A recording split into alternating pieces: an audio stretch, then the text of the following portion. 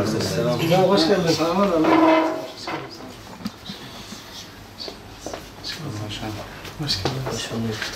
Şimdi Güneykent'teki TOKİ konutlarını biliyorsunuzdur. Daha önce gittiniz bilmiyorum. Siz bu konuların üzerine çok düştüğünüz için öncelik daha önceden beri de zaten görüşmeye çalışıyorduk sizinle.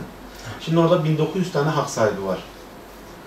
1900 tane konutun hak sahibini 3 etaba bölmüşler. 3. etap, 2. etap, 1. etap. Projesi 2019 yılının Aralık ayında açıklandı. Sayın Cumhurbaşkanı tarafından açıklandı. Kat kuralları 2021'in Mart ayında başladı. 2022'nin de Eylül aylarında proje başladı. Daha sonra işte bu enflasyonun yüksekliği, maliyetlerin artması falan, o firmalar bazıları yarıda bıraktılar, bazıları hiç başlamadılar, bazıları devam ediyor. Yani süreç bu şekilde uzadı. 4 yılın bu zamana kadar geldi. 31 Mart seçimlerinden önce önlerine geçmek istiyorlar. Çünkü proje durmuş durumda. Biz Antep'in ileri gelen ne vekilleriyle, ne belediye başkanlarıyla, ne de yeni valiyle bunları hiçbir şekilde irtibat edemiyoruz. Görüşemiyoruz, randevu alamıyoruz. Maalesef ilgilenen olmadı çok fazla. Proje TOKİ'nin projesi. TOKİ, evet. TOKİ'yi arıyorum, TOKİ cevap vermiyor telefona. Düşmüyor.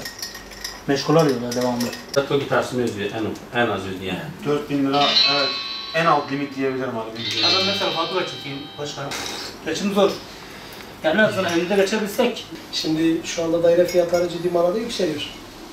Bu yükselen fiyatlara karşı kiralık da yükseliyor ister istemez. Çünkü daire fiyatı yükselince kiralar da yükseliyor. Kiralık ev bulma noktasında veya diyelim şu andaki hak sahipleri en aşağı evlerine geçmiş olsa onların yerleri bir şekilde boşalacaktır. Yine insanlar kiralık evde bulacak. Bununla beraber onu da bir tarafa bırakalım. Biraz önce arkadaşım dediği gibi hem ev için bir ödeme yapayım, aynı zamanda şu anda hak sahibi olduğu için bir de aynı zamanda bir kiralık evde geçimimi sağlayayım, bu mümkün değildir. Evet. Yani günümüzün şartlarına göre mümkün değildir. Evet. Yani bunun bitmesi için dediğimiz gibi birkaç kere daha önce çağrıda bulunduk. Bu konuyla alakalı yine biz çağrımızı yapar, gereken görüşmeleri yapar. Vekilim de inşallah yakın bir tarihte geldiğinde biz inşallah onu da gündeme getireceğiz. Ama biz de bu konuda üstünde durup bu manada sizin mağduriyetlerin giderilmesi için elimizden gelen çabayı sarf ederiz. Bu ayın 11. Biz de tahmini olarak söyledik. Hem kendileri için bir seçim propagandası olarak dedik, belki seçimden önce bize verme ihtimalleri vardı. Şu anda seçimden önceki tarih bizim yani en fazla bekleyebileceğimiz, en fazla sınırımızın zorlanacağı tarih. Onların da söz verdiği seçimden önceki tarih. Başkanım şu an resmi ağızdan hiçbir şey duymadık biz. Siz hiçbir şey duymadınız. Evet, biz banka sözleşme aldık, banka bile bize demedi şu tarihte hazır olacak, şu tarihte bize gireceksiniz. Yani resmi ağızdan hiçbir şey duymadık biz yani. Kimse ilgilenmiyor. Devlet teslim süreci yayınlar diye hesaplıyorduk. Biz de 9. ve 10. aylar diyorduk. Ama firma bize dedi ki biz 11. aya kadar uzattılar. Haberiniz olsun diyor. Yani evet Birazdan çıkıp bir net bir bilgi verseler. Şu gün teslim, şu gün verilecek deseler. Bu da yok. Siz de en aşağı ev sahiplerine diyebilirsiniz, biz de bu şu tarihte çıkacağız. İşte ona da bilgi veremiyoruz. Onu da sorun yaşıyoruz ya. Evet. Yani %100 ben sabahına sizin tapularınızı evlerine da elimizden gelen çabayı sarf edip inşallah bir an önce bu hak kaybını Yazın şu kadar mağdur insanlara yaz. 150 Ben milyar emekliyim. yazıldı. Emekliyim 7,5 maaş alıyorum.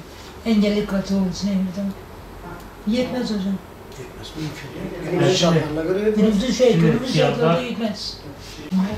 3+1 30 milyar dedi. Fiyatlar şu. Bu yani şimdiki fiyat. Onu da Özelliklerini söyleyin ha. İsterseniz onu da detaylandırayım biraz. Evet. 140 ila 160 bin lira totalde geri ödemesi. 3+1'ler içinse 160 ila 210 bin lira arası bir rakam çıkartmıştı bize. Yani hak sahiplerine bu rakamlar çıkacaktı. Şu anda normal değil, sadece bir memur, çift memur çalışanla şu anda bir daire alması mümkün değil. Mümkün değil. Hayaldir. Yani mevcutta banka kredisiyle konut kredisi çekip alsanız bile şu anda mümkün değil yani. Bundan belki 1,5-2 sene önce 300-400 liraya aldığım daireyi şu anda 3-4 milyon alıyoruz.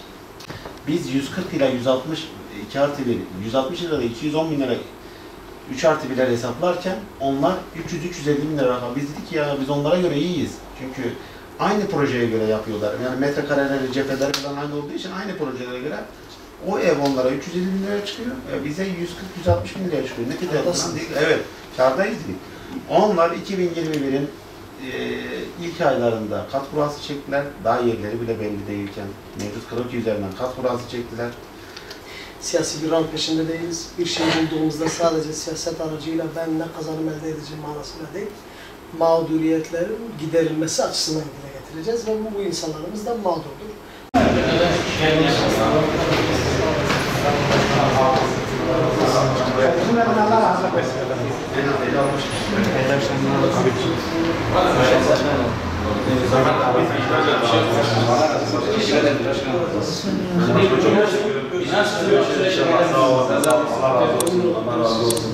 Sağ olun.